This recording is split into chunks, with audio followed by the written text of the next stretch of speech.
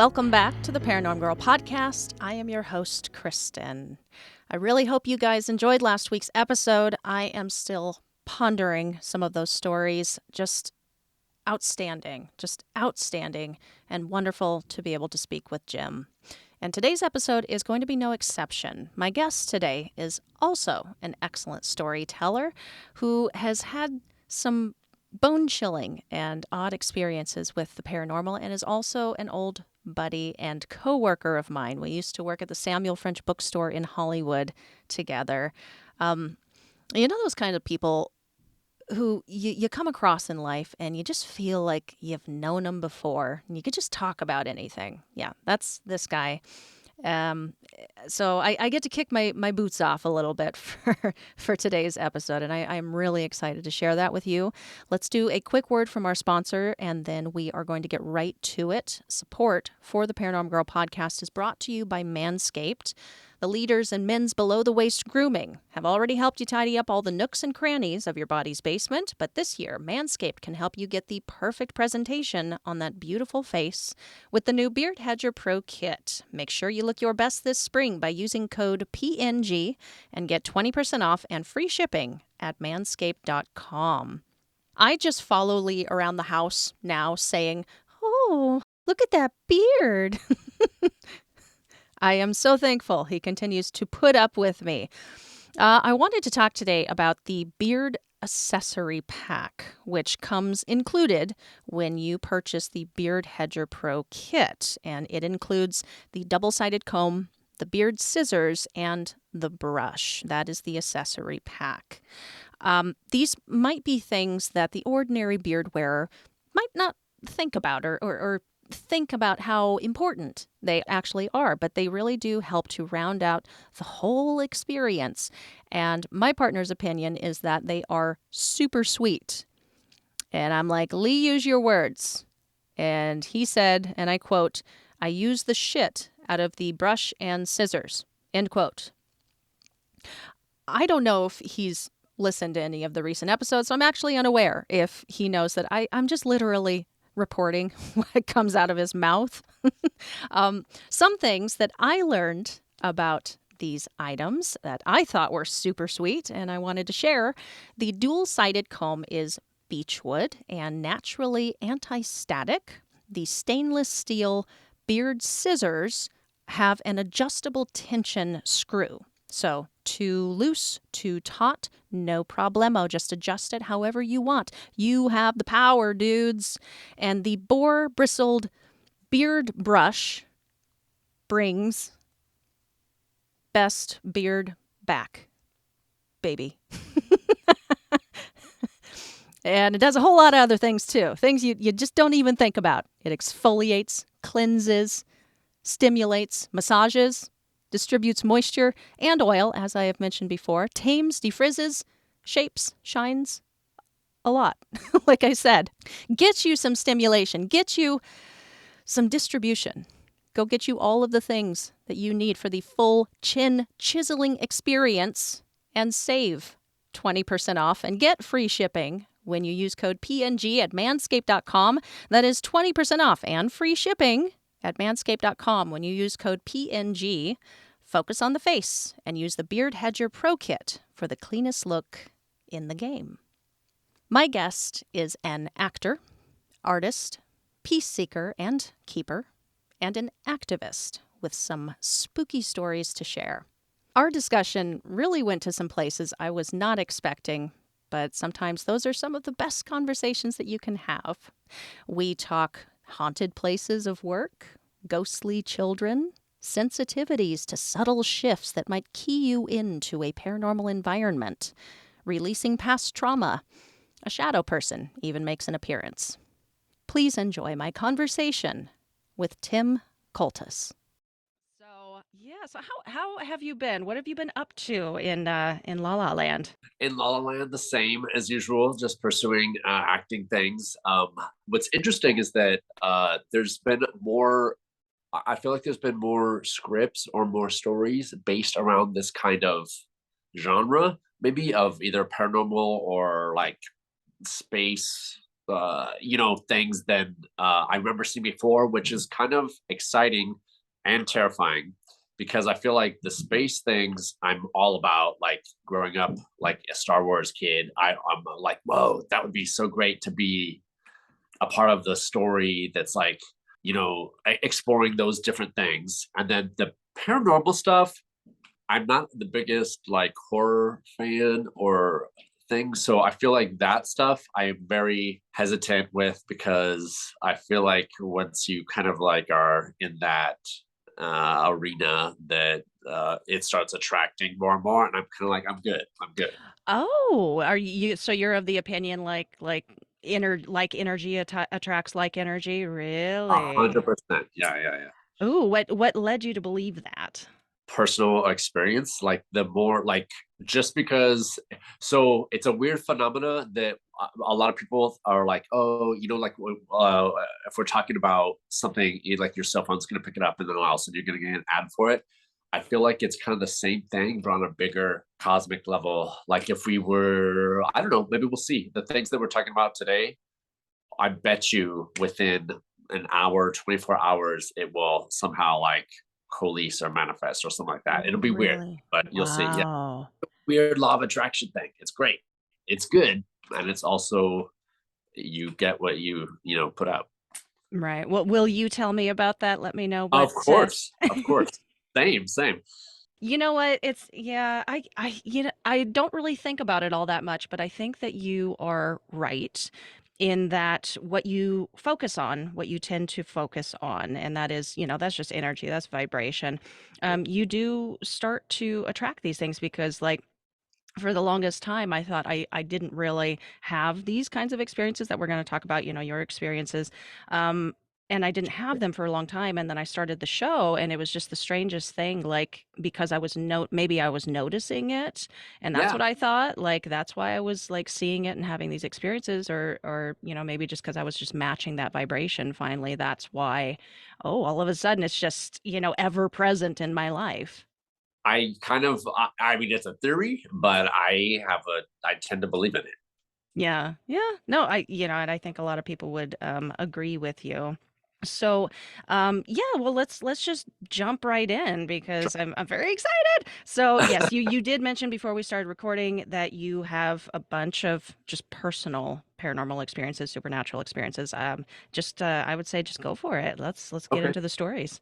Well, maybe you'll be able to assist me to figure out what it was or what they were Sure. because I mean, you have more experience. And so I didn't have any. So there's what, how many are there? Hold on. There's that one. And okay, so this one is in the same place. It happened in the same location. And then I have another one that, well, the bookstore. And then I have another one that's not mine, but something that an investigator, I heard from an investigator, a story that's about here in Hollywood. So, okay, first, number one is in college, there was this house that a bunch of students lived in. It used to be, it used to be an old orphanage and was run by nuns. And so it had like a big main house and a bunch of like guest houses and stuff around it. And apparently, the people that lived there, it was all college students. So when my friend lived there, and when I would go over to visit him, I would notice there was like a front gate that went around the whole perimeter of the place. And when you walked in, no matter what time of day it was, day or night, there was like an area that just the temperature for me and maybe a couple of my other friends noticed it too, plummeted. Like sun's out, it's 85 degrees, temperature just dropped, and I always got like a creepy feeling. So when I would get to that part, I would like dart like as fast as I could, like, woo, let me get out of here. So that's the one thing. But with this, also with this house, my friend was like, "Hey, let's go." He wanted to play video games, and he invited a couple of us over to his place at night. So this is where it gets sketch. And no children live in this location, but a lot of the tenants would say they would hear crying, kids crying at night, which is scary. Uh, so when we were at his place, I was like, "Oh, it's late. I gotta go." Da, da, da. And my friend was playing with him the video game, and they were like, oh, just a second. I was like, okay, well, I'm gonna wait downstairs. So I left by myself his room, his dorm part that's in this rickety old cabiny place. And I was walking out. I looked and there was like 3 floors, and I just something was calling my attention. And I looked, and there was like a stairway that went like 3 ways up. And so the next floor, I was on the second floor. The third floor, I saw 2 kids that were like hanging over the edge of the thing, like Oh, art away. And I was like, oh, and I'm like, oh shit. And then I was like, oh, this place. It's this place. Because of the things I had heard or whatever. But I definitely saw 2 small children leap back and like hide. oh. And then I was like, okay, I'm out of here. I told my friend, I was like, hey, I'm gonna be outside at the car. I'm not staying here anymore. And they were like, okay, yeah, I'll be there in a second. So that was that location. So if you have any clarity on those kind of things, that's one. Mhm. Okay, okay. Before you move on, I Yeah. mean, obviously, let the thing that obviously jumps out at me is it was an old orphanage. Okay, so people are hearing crying. You saw these kids, Yeah. and it just makes me think about this. I think in the paranormal world, they tend to argue about what is the most important factor as far as like what sucks up energy. Is it the location? Is it because, something horrible or horrific happened in the past and so it like imprints just on the space? Is it the people that are there that are sensitive to that kind of stuff and attract that stuff? So I don't have any answers for you, but I literally got chills. My eyes started watering a little bit. Well, that's good to know. Those are good. I like those different choices Hmm. or different options of what it like to kind of explain. And I think it's interesting. Well, so that was my first. I was like 20 something. That was like my first paranormal experience, and I just kind of was like, "Phew, don't want to think about it. Move on with my life. However, a couple years later, another group of friends and I, we had traveled to New York, and I want to say this is like 2004, 2003. And when we took the subway to go to the downtown part, and we got off at where the World Trade Center had been. And I remember it was like New Year's Eve time. We were there for New Year's Eve, da, da, da. But it was cold. But when we got off on that exit, I remember the temperature just being like I was in Alaska or someplace that was super cold, more than when I had just been walking on the street, like all bundled up in the cold New York wind. It just was even more colder to me. And it kind of, to me, triggered that memory of that other experience I just told you about that cold space. And this could all be stuff in my head because I had known what had happened there, but that's just a feeling or a sense that I got when I was there. Because then when we moved on from that area, we're exploring different areas, the temperature was not the same as it had been there. Okay, okay, okay. So you're very sensitive. Yeah, I mean to temperatures. Yeah, I guess I don't know. Not everybody notices that or puts much like stock or credence into that. I think it's just yet another piece of evidence. If you put it all together with like other things that happen, it's definitely part of the puzzle. There is something kind of like the different explanations you were giving. There is something I've kind of been learning about. I don't know if it's energy, but it's like healing trauma in people. And it was something that the author and doctor was explaining was like when animals go through a traumatic experience, and this includes humans. There's like obviously fight or flight, and there's a couple other, but one of them is freeze. There's like a freeze response that we kind of naturally do, and I'm sure everyone's can recall doing that at some moment in their life when something traumatic was happening. And his explanation was that it's a way that we've just been engineered so that we know like incoming death or gore or explicit pain is incoming. And so our soul kind of like not escapes, but detracts from our body so that we won't have to fully experience the incoming horrificness. So that makes me think of situations where I'm feeling like the temperature thing is that those areas had certain things happen that happened and like it's still left like unresolved Okay. if there's the energy thing like that. but then the author was also saying that like he was saying like a cheetah chasing a baby gazelle, and when it trips up the gazelle and the gazelle falls and it's about to die, it does this thing. But then if by some miracle or whatever, the baby gazelle gets away somehow, once it gets free, animals, ducks, all kinds of animals do this thing where they like shake after they've had a traumatic thing, and that's what kind of brings their spirit, their soul back into them, so they can continue and they won't be having that trauma in them, because us as humans, we kind of don't know about that tick uh, trick. Hmm. So we kind of, not that our soul is outside of our body the whole time, but we don't release the trauma from this certain incident, and so it stays in us, and then it manifests in like different medical problems or issues or anxiety or like horrible mental things like da da da da. So I thought that was interesting because to me that kind of made sense for maybe why there's some paranormal type things that are Mm. in certain areas, because there's just like something happened and like some energy wise something happened here.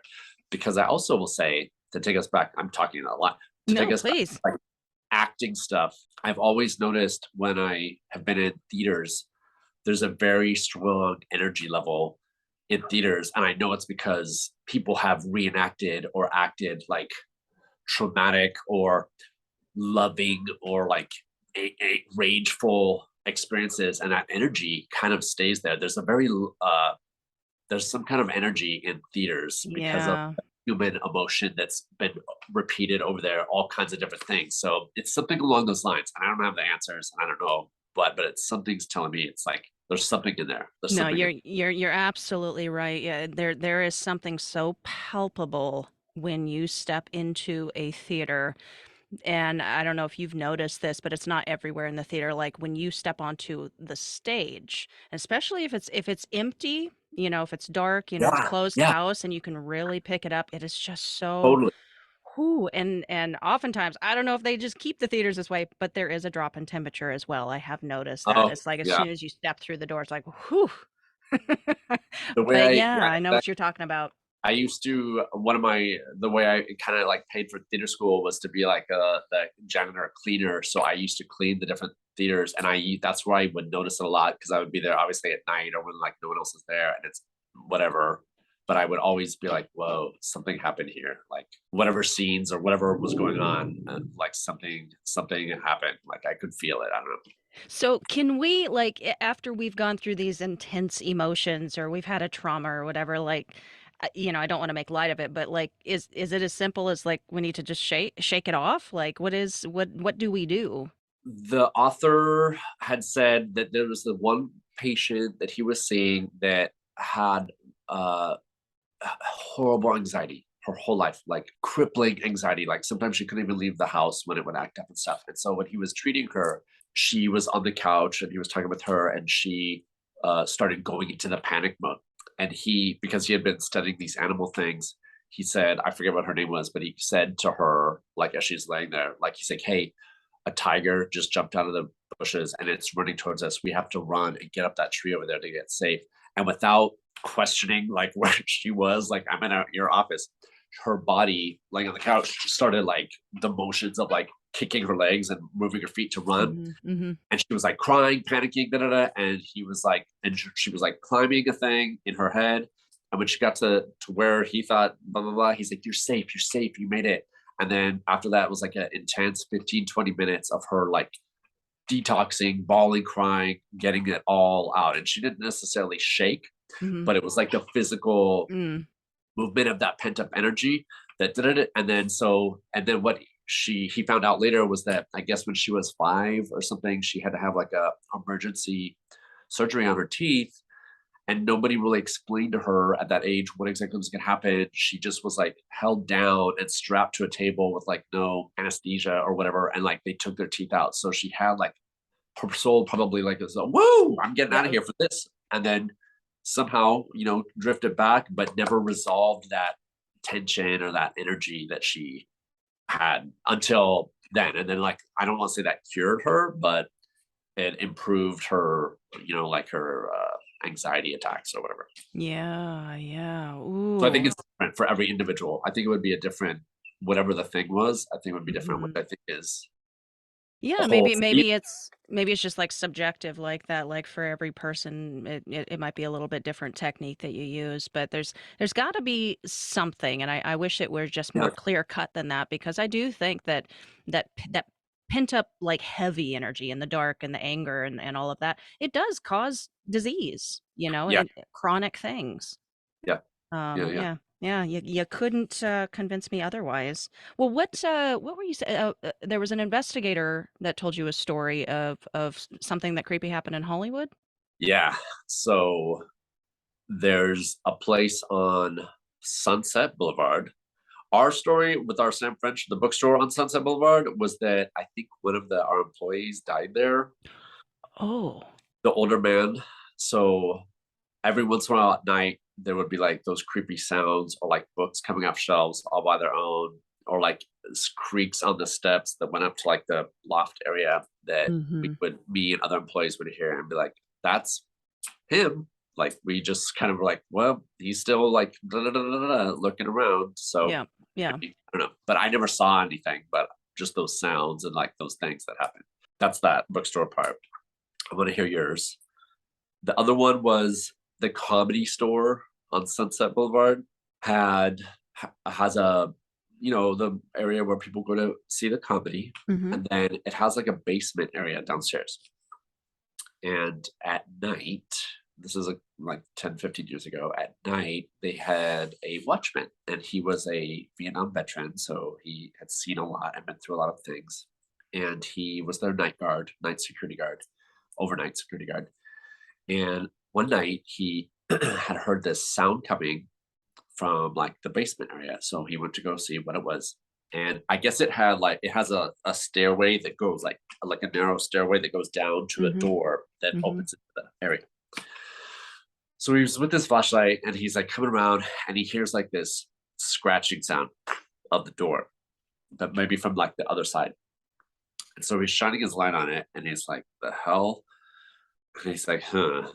And then it kind of intensified and the door had the, I don't know what you call that word or that beam that goes like on Oh, the that locks it? yeah, Yeah. yeah. But it's on the outside. So the scratching part stopped, but then the door from the inside started like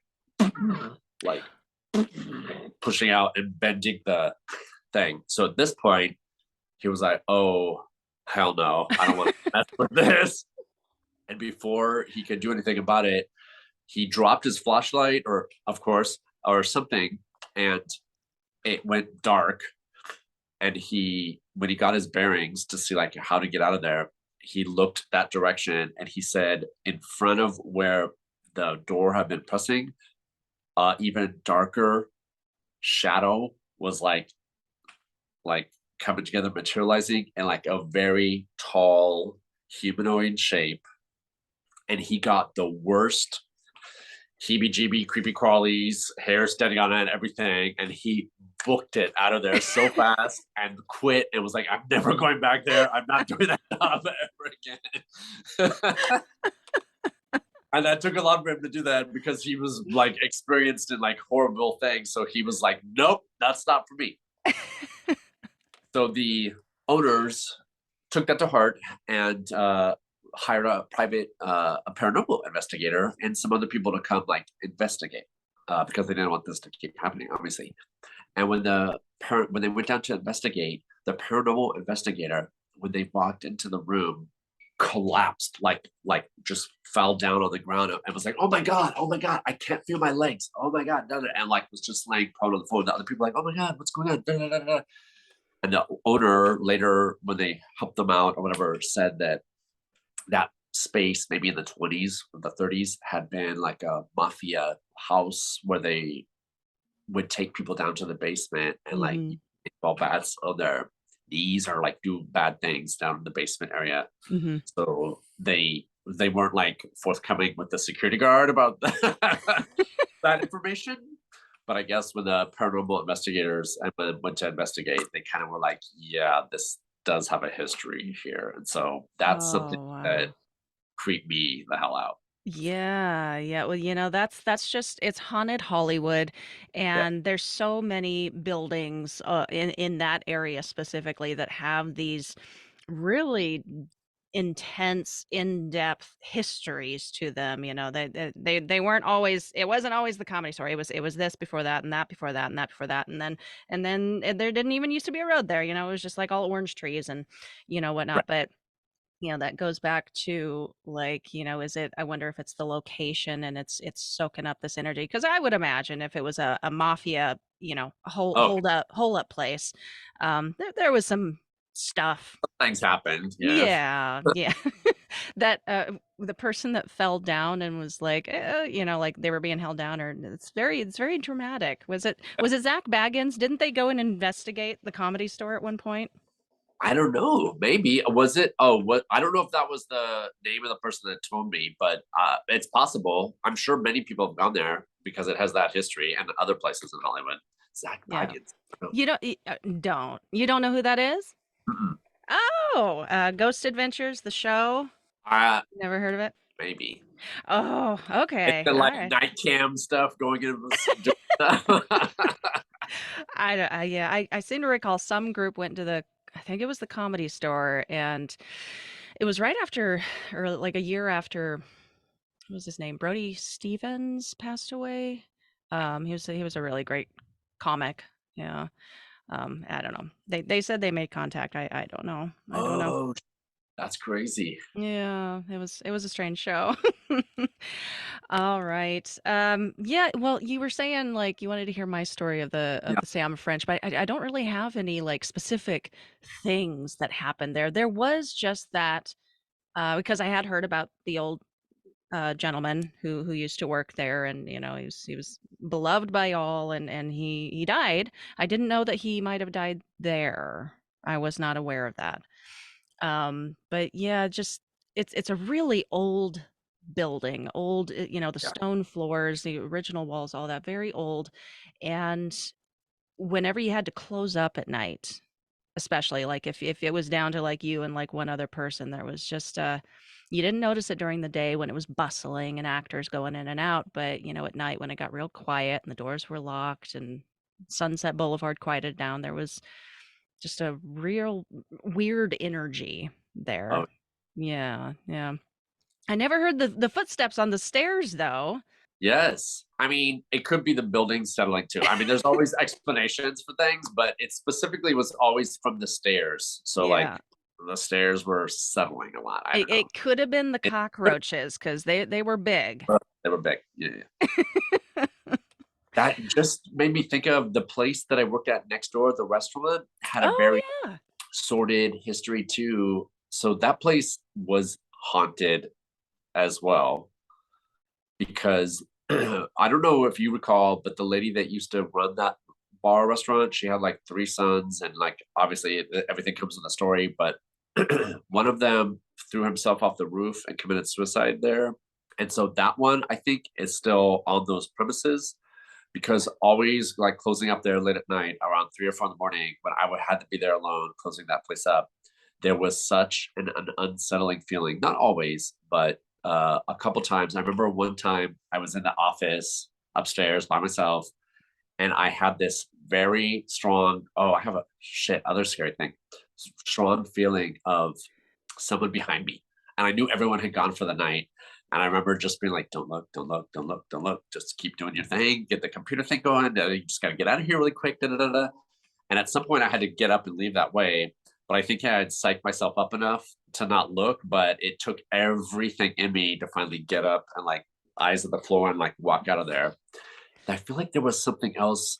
Other people would see a woman in the bathroom in the women's restroom, and no one was like in there. I don't know. It just that whole little area. Mhm. And then here's my last story. And then this one is strange. So I was spending the night at a friend's house and everything was fine. And I was sound asleep, but around like 3 or 4 in the morning, I had this very I'm a light sleeper, but I had this very odd feeling that someone else was in the room.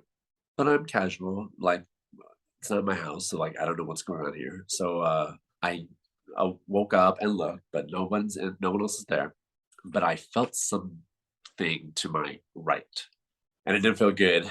But I was also tired, and I didn't want to I'm not the most bravest or most adventurous, or whatever. So I was not going to fight some spirit. So I just it's like I'm not gonna think about it, and I just rolled over onto my side, like to face away from it, and was laying there. And then I'm like, I'm just gonna go back to sleep. Like whatever it is will go away. Da, da, da. But here's the kicker. Here's what was very strange to me is that I got a word came to my head very vividly, very clearly uh, when this happened, but it didn't really mean anything to me. It sounded like "la, la, la, la, la," but it was like Osmodeus. I don't know, something like Like a name. Greek or Latin or like a name. Mhm. So I was like, whatever. I don't know what that is, or like it doesn't. I fell back asleep. But then in the morning, I remembered that name or that word. So I was googling like at different spellings and stuff, something, and the one thing that did come up was pretty terrifying because it was the name of some kind of like demon or nightmare, something. So nothing happened.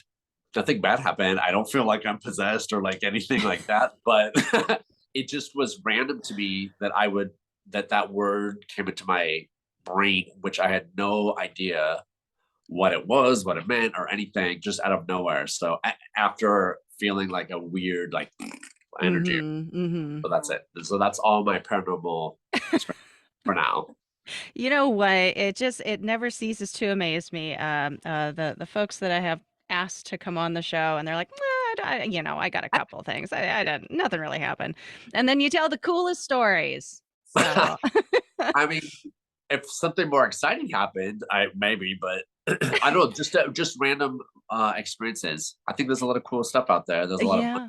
things out there. So Yeah, and it's a testament to like because not everybody is going to have a ton of it's not just like from sun up to sundown like oh if the paranormal's real it's going to be happening blah blah blah. No, it's like I think it's much like you everybody if you're paying attention or if you're aware have a certain level of awareness these things just kind of randomly are going to pop up and you'll always think back on these events these just alone events that happen to you are like, "Oh, that was a strange, unexplainable thing," or, a name popped up in my head that just happened to be, like, one of the biggest demon names that there is. Hello? that was Yeah. more scary the morning after when I was like, "What the fuck?" I'm like, "Why? Where? What?" Yeah. Mm. Well, I wonder just 'cause nothing like, happened to you at that point, I wonder if it was, if it was something standing there, if it was meant to be an intimidating thing rather than, "This is my name." I don't know. I don't know. Strange. I was too bored to deal with it, so All right, all right. Well, before we, round out the show, so I noticed, on your social medias, you are very much into, like vibrational and light energy things, and just, that's why I called you a peace seeker at the beginning of this, because you're very much like, love one another and all of that. I'm just wondering if you can kind of speak to that a little bit, like your journey, how that journey has been for you. Why did that start? Have you always been that way? Like, what are your beliefs with energy and vibration and all of that? I don't think I've always been. I maybe have always kind of been sensitive, but I don't know if that's the right word to describe it. But I definitely think I had. I think I was more aware of it as a child, but then I think growing into adulthood, I think it kind of got distanced from me, or I got a little more separated from maybe that inner kind of guidance type of thing. Mhm. But then I kind of had a rough breakup and a rough relationship that kind of left me feeling lost and in the dark. And I remember, I don't know if you remember, I had a very strong impulse one day to go to this area that's on the Miracle Mile, sure, where there's it's like an art installation that has like a bunch of street lamps or like, Mhm. old school gas street lamps, like maybe like 500 of them all together. It's just Mhm. really beautiful. But something in me was like calling me to go. It was like, you need the light right now. You need some kind of light. And that's the only thing I could think of because it was getting dark and I was like, "Oh, I need to be something in me. I need to I'm like a maybe I was a moth in like a past life and I need to like find my light." I don't know. But I went there and when that happened, it just felt very right or very it felt good. So then I just decided from that point on, maybe in order to climb out of where I had been, I needed to start trusting my personal impulses Hmm. or my inner guidance system a little bit more than I had been recently. And I think we all do as kids, but I think something comes along, maybe just me, something came along that kind of distanced me from really tapping into myself Hmm. and what I wanted to do, or like like what I said, following my impulses. And then with that, so along with that came like learning from other people that like the law of attraction thing, or like kind of like setting your vibration. I'm typing so much woo woo woo words right now. I feel like this is the LA guy. I Uh, like woo woo woo words. Let me think clearly. Um, when you kind of get in touch with your inner self, it's like that inner child that is always rooting for you, always there for you, always thinks the good things are coming to you, always thinks anything is possible, paranormal stuff, whatever. And when you kind of tap into that, you get a momentum going, or you kind of get like, maybe it's the law of attraction thing, but you set like a certain vibration that all that stuff starts attracting. And so all the little things that you're thinking about, like I was saying earlier at the beginning, they just start materializing or appearing. And it's just uh, crazy. And I think it's because for myself, when I've gotten to that point, and I do a lot of meditation to help quiet my mind to get there, it just starts easily, effortlessly flowing to me. Hmm. And I am shocked and surprised at how easy it is. And then I have days where the news or something like spins me out of control. There's another LA thing. I call it like surfing. I feel like once you get in the zone of surfing, you're like you're just in a zone of like catching the wave, riding the wave, getting back on, getting another one, da da da da. And then there's some moments where you fall off and you feel hard on yourself or negative or whatever, but you just got to get back on the surfboard and keep trying to get in the right zone to catch that wave, to keep riding Hmm. that moment. So that's I mean, does that answer the question? Because that's Yeah. so convoluted. No, no, no. It did answer the question. I just I think maybe I'm jealous of that awareness to be, because I know what you're talking about when you talk about, like the surfing metaphor, like when you're catching the wave and you're on the board and everything's great and it's bam bam bam bam bam. It can be so Yeah, easy, and then you get knocked off or you fall off or whatever. I get the difference between that zone and the horrible days that you have, or you get bad news, and or just the days that nothing goes right, like those, yeah, and you get sucked back into, I don't want to call it the matrix, but like just the matrix of just existing and next step, and not really having that awareness anymore, and just being in that vibration, I guess. I don't know yeah. how else to explain it, but because I always have to pull myself back to there. I always have to remind myself, be present, get back into feeling that way, and thinking that way, and being open to things. Get back there, because we all so easily, effortlessly just go back into that mind numbing kind of, this is the day today, this is the, like just existing. But I also think it's very easy to get back. It's easier than we put all the weight of how hard it is to get Yeah. back to the zone. We just psych ourselves out on thinking it's too hard to get back there. Yeah, maybe you're right. Yeah. Easiest thing. It does take practice, or like a gym, like you just have to kind of work on it because it's not something I've ever been taught, or no one ever said to me clearly would be way beneficial to our health, to everything. But it's just something that I guess you have to come upon on your own because that's probably the best way. Because if it's handed to you, I like that you're working on it though. That's good. That's a good start. Oh yeah, no, it's a journey of years in the making, and Yeah. haven't quite gotten there yet. But yeah, I like that you meditate. You do it regularly too, and do you think that that's a big help in keeping yourself like making it so easy? 100%. Yeah. 100%. It's not everyone's cup of tea, but 100%. Wonderful. All right. Well, you know what? I think that's a great place to kind of round us out to our ending here. So I've got a couple of rapid fire questions for you, Okay. and then a fun thing I've designed specifically for you, my friend.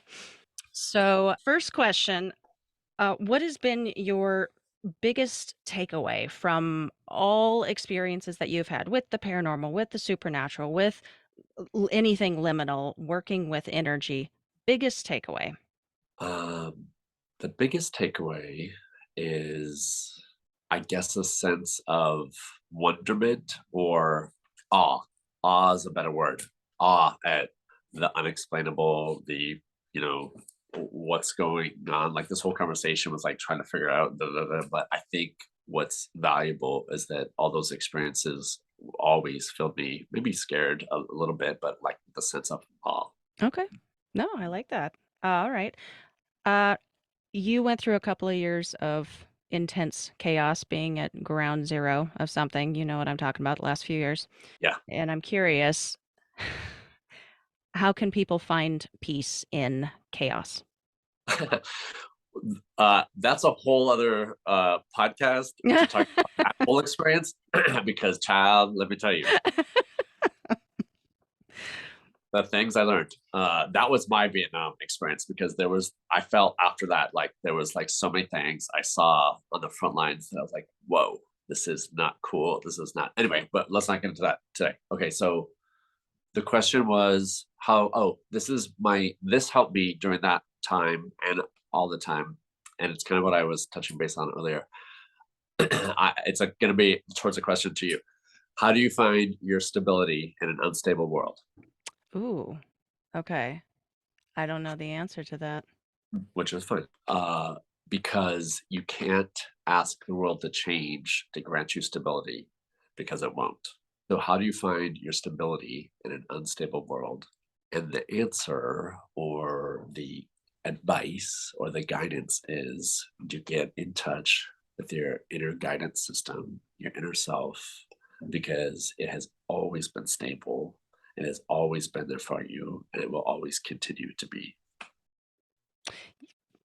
This interview took on a whole like just right turn like away from what I thought we were going to be talking about. This is wonderful. Just wonderful. Thank you, Tim. All right, I'll just do one more. The thing I have designed for you specifically. Okay. It's being an actor.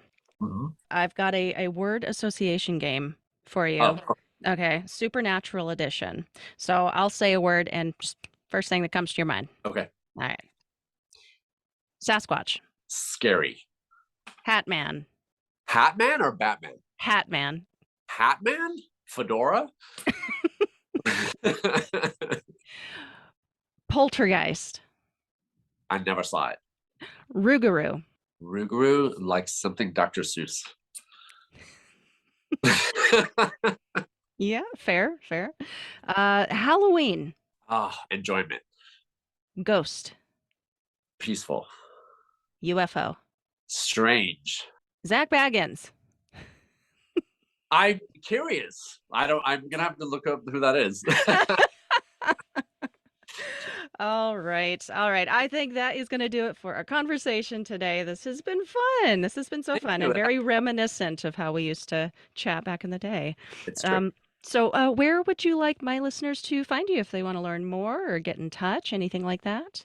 On Instagram, or if they like Instagram, I think my thing is Bohemian Tim, and then I'm on Facebook too, just as my name is Tim Coultas. So I just have those. I don't have all the other ones yet. I'm trying to limit my screen time to more meditation. Oh, Good luck. that's Yeah. another trick is if you do meditate or because every night you go to sleep, it's like an instant reset on your bad being in the matrix. Computer, even if you take a nap, it kind of resets you. So in the morning, this is me being like right now, try and avoid touching your phone first thing in the morning. Try and do something that's going to reconnect you, walk, eat right, whatever, something like that first.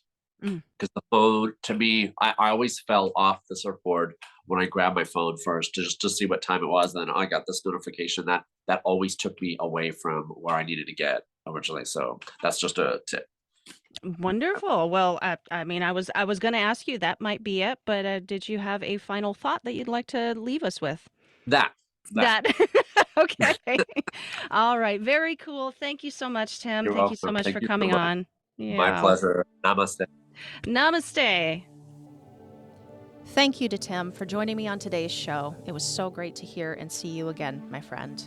Head over to Instagram and Facebook and give him a follow and let him know your thoughts about his stories and experiences. He will love that. Before we wrap, a special thank you and hello to the new followers on YouTube, dudes. The feedback and the comments, I'm loving them. I'm loving seeing them.